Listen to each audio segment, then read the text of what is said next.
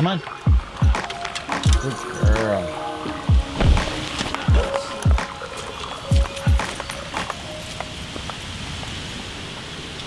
If you haven't noticed yet, my whole shtick is to show you games that are unique in some way.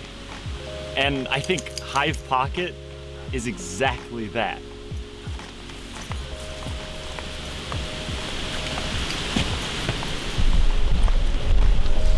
But I also know that if I told you a game about two kingdoms clashing together and using knights and bishops of many different colors, shapes, and sizes, reenacting some type of battle, then you would probably roll your eyes at me when I told you it's unique in some way. We've seen a lot of board games that are exactly that. In fact, I basically just described chess. So, what is Hive? Now, the reason I brought you into the middle of nowhere to play a game called Hive Pocket is because this is where the game thrives. Out where your other board games can't go. A place where you can shove it in your backpack and then just...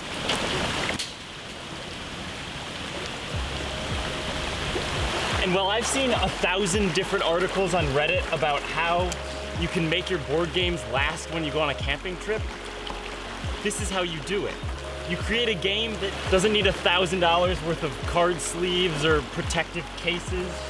You make a game that in itself is practically indestructible.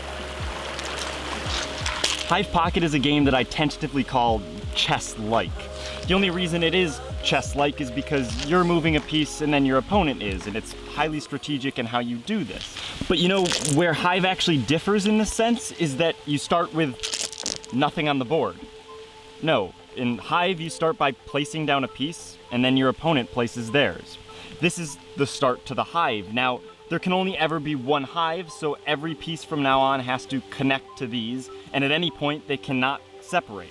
The black pieces can only place pieces touching black pieces, and the white pieces can only be placed touching white pieces. However, as soon as the most important piece comes out, the queen bee, then pieces are allowed to move. The queen bee has to be placed at least by the fourth piece, but it can be placed before that. And as soon as you do, you can start moving your pieces however they move.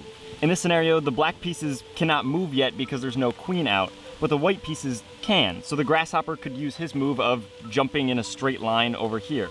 Now the pieces are touching black to white, but that's okay in the sense that it has moved. I still cannot place a piece right here if it was touching black, but I could place it over here.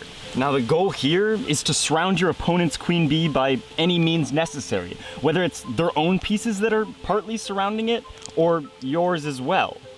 So now you can see where all this nonsense about warring kingdoms come into place. You both have a queen that is commanding these armies of small bugs, and they each are unique and specialized in their own way, and they can choose where they're gonna go. And so what this leads to is an ever-changing board that's never the same twice. Whereas in chess, there's basically unlimited ways to move your pieces about the board and unlimited combinations. While you're playing it, it kind of seems like you've been playing the same game over and over. Whereas in Hive, right at the beginning of the game, you might only use grasshoppers and just flood the enemy queen by firing grasshoppers across the field towards it.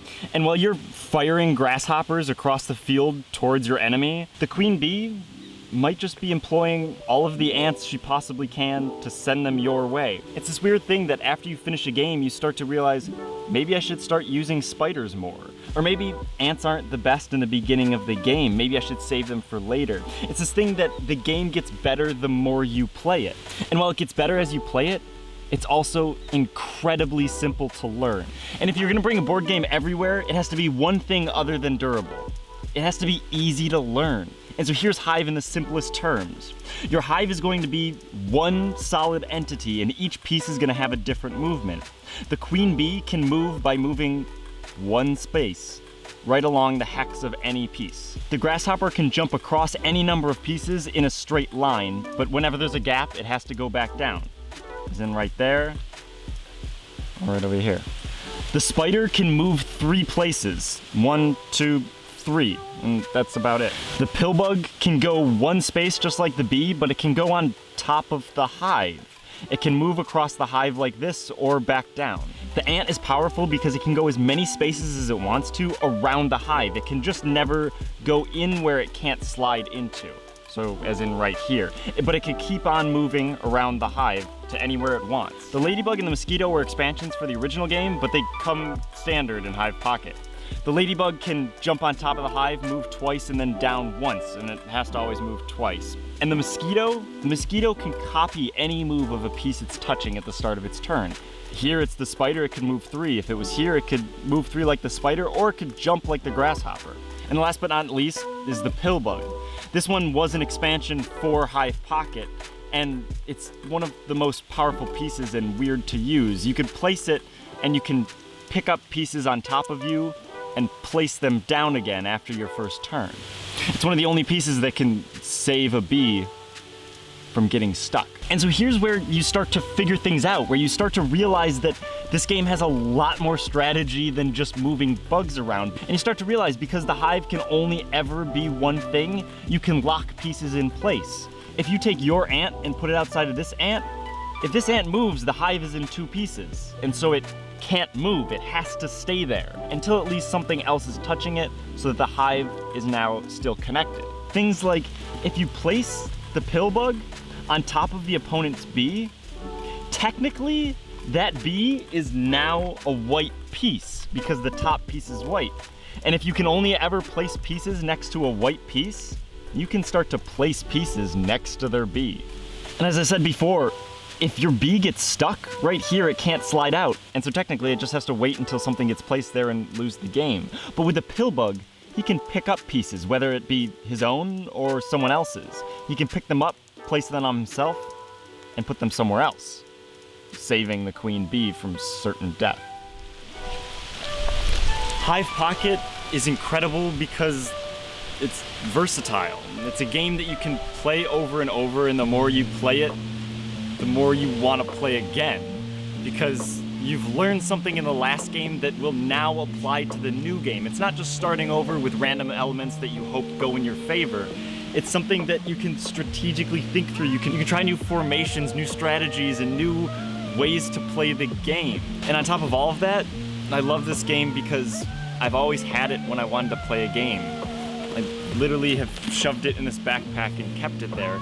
And whenever I go out into the woods or somewhere where I'm camping or somewhere with other people, I can sit down with one other person. We can just battle over a game I've taught them in about a minute. It's a game I love because it stood the test of time for me. And now I just want to play another game of Hive.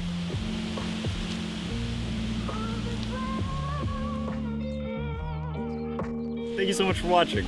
I know this board game review took a while to come out, but that's mainly because I was planning on getting a nice sunny day to go bring Hive out into the world and toss it on the ground, but I kept getting terrible rainy days. And that's when I realized that's exactly the day I should film on. Hive is perfect for mud, like this. If you want to watch more of my reviews, I try to come out with one about every Tuesday, and I have more on my channel that you're welcome to go watch. So thanks again. Play some games, go outside, and don't be afraid to get your games muddy. It's just a board game after all. We gotta clean you off.